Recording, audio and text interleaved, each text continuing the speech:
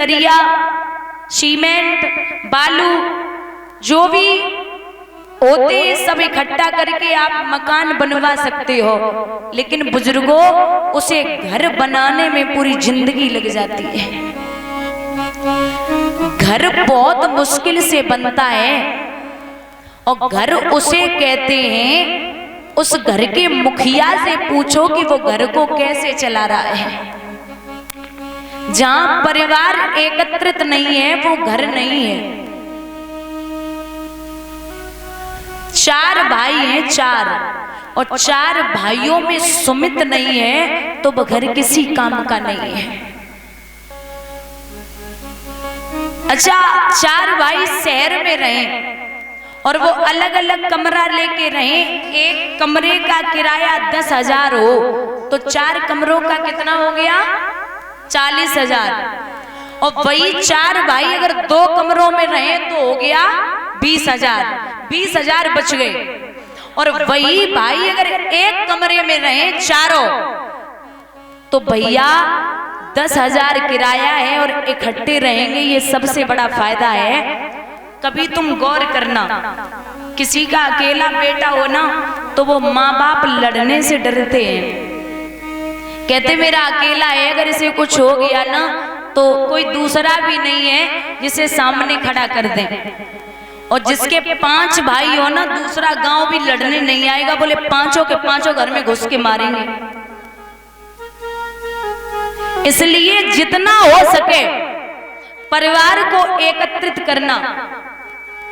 जाने वाला कुछ भी नहीं है, क्योंकि मरघट पे 4 आदमी लेके जाते हैं, 4 करोड़ नहीं जाते।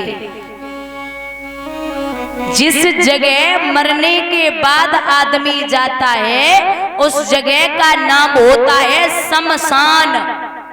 सम का मतलब है बराबर, और जिसकी शान वहां जाकर के बराबर हो जाए उसी जगह का नाम है शमशान। चाहे राजा हो चाहे भिखारी हो, कितना भी ब्रांडेड पहनो, 10,000 की जीन्स पहन लेना, 5,000 की शर्ट पहन लेना, महाराज जिंदगी भर ब्रांडेड करने वालों याद रखना, कफन में कोई भी ब्रांड नहीं होता, वो सबके लिए बराबर है।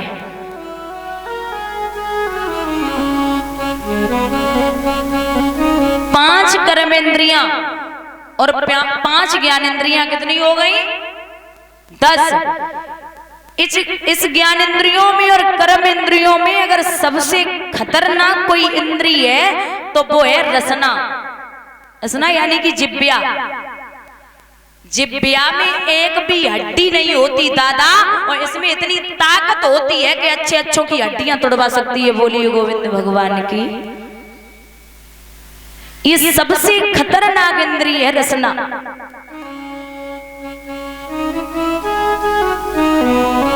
कौरवों ने पांडवों को निकाल दिया तो पांडवों ने एक नगरी बसाई थी वानप्रस्थ।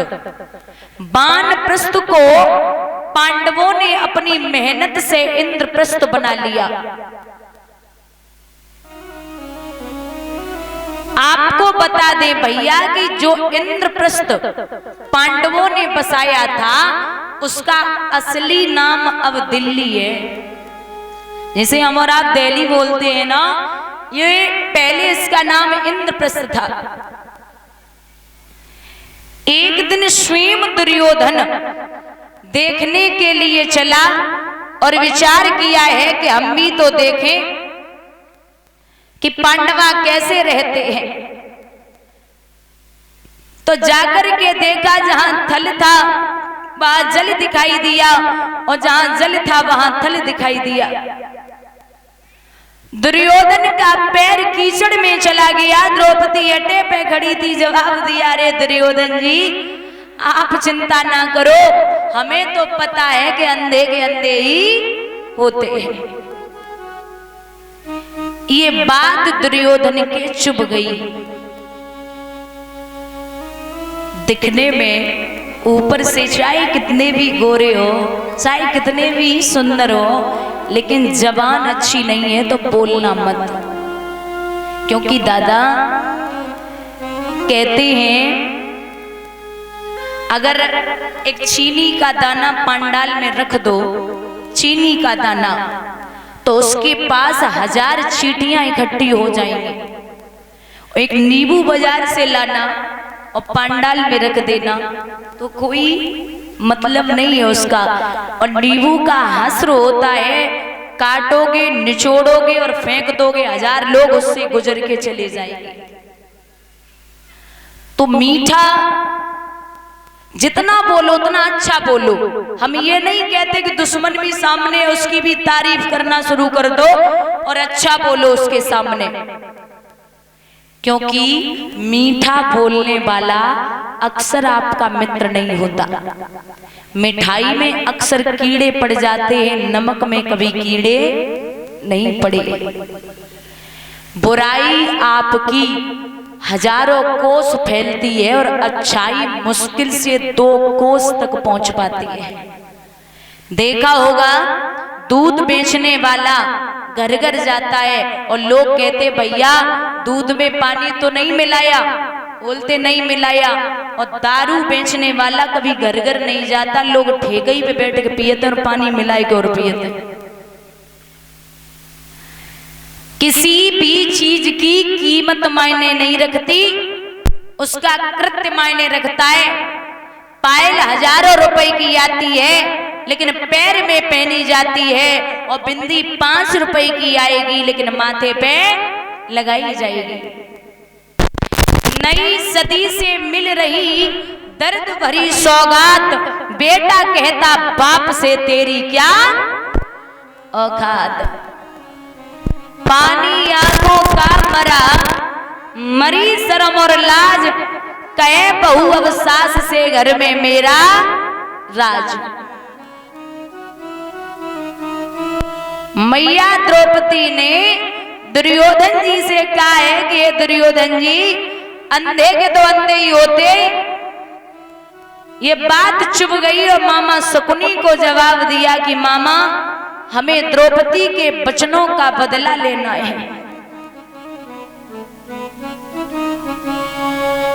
तो बोले कोई यत्न करो। महाराज जुए का खेल हुआ और जुए के खेल में पांडवों को बिठा लिया तो धर्मराज ने जवाब दियो है कि मैं जुआ नहीं खेल सकता, जुआ खेलना अच्छी बात नहीं होती। बुजुर्गों कहते हैं कि बर्बादी के 3 ही रास्ते हैं, जुआ, सट्टाबाजी और शराब। खेती तक चली जाएगी। लिखा है दादा कि चोरी जैसा धंधा नहीं और अगर मार ना हो तो,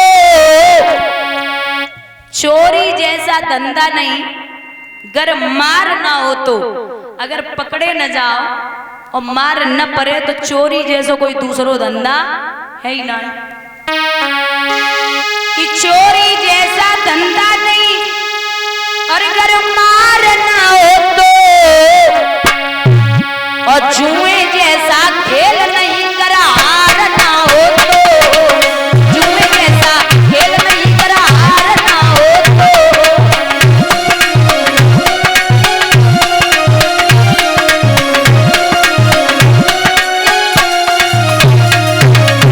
और खीर जैसा भोजन नहीं, खीर जैसा भोजन नहीं, बीमार ना हो तो, शुगर ना हो तो खूब खीर खाओ, बड़ो आनंद आवे। और मैया जैसी ममता नहीं तकरार ना हो तो, मैया जैसी ममता नहीं तकरार ना हो तो।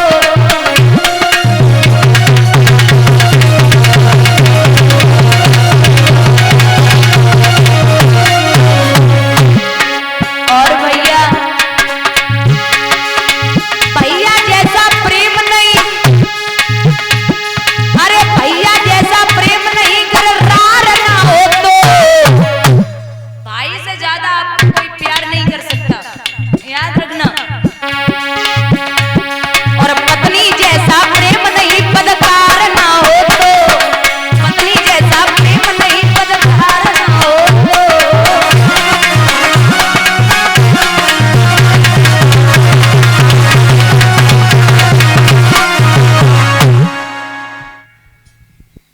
याद रखना, भाई जैसा प्रेम आपको कोई नहीं कर सकता, माँ जैसी ममता आपको कोई नहीं लुटा सकता, और अगर पत्नी अच्छी है तो पत्नी जैसा प्रेम कोई आपको दूसरा नहीं कर सकता।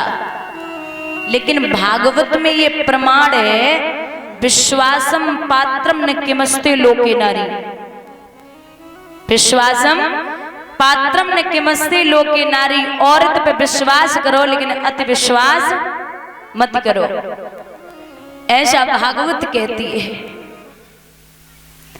महाराज मैया द्रौपदी के 5 पति वहां जुआ खेल रहे हैं, जुए में सब कुछ हारने लगे।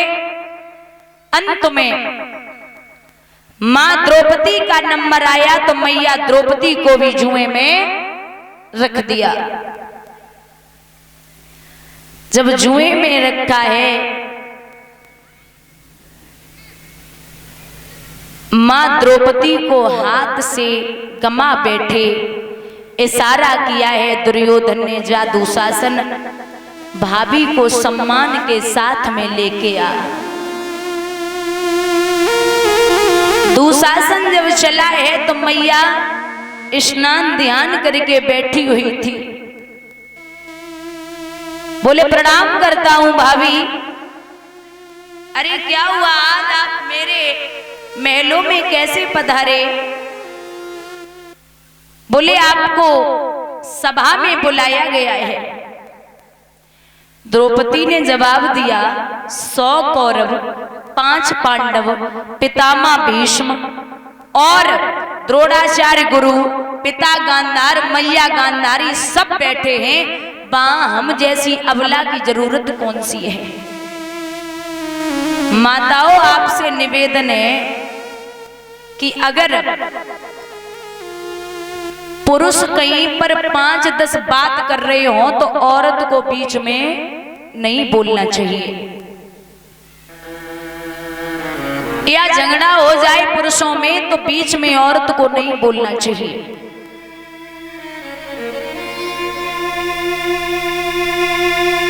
आपसे निवेदन है दादा, घर में सास बहू या देवरानी जिठानी की लड़ाई हो जाए तो आप बीच में मत बोलना, क्योंकि सास बहू का झगड़ा सुबह होगा, शाम तक या दूसरे दिन सब ठीक हो जाएगा, और बीच में अगर पुरुष ने बोल दिया तो समझ लो लड़ाई और बढ़ जाएगी। इसलिए व्यर्थ है बोलना। आज दुशासन कहने लगा, जितना मैंने बोला है उतना करो, चलो और चल कर के चुपचाप सभा में पहुंचो। द्रौपदी बोली, एक बार मैंने समझा दिया कि मैं नहीं जाऊंगी, समझ में नहीं आता। केस पकड़ लिए दुशासन ने और जवाब दिया, ऐसे कैसे बोल रही हो, सुनो चलना तो पड़ेगा। जैसे ही केसों को पकड़ा है तो जवाब दिया है, जो रास्ता भूल के बैठे कहाँ हैं?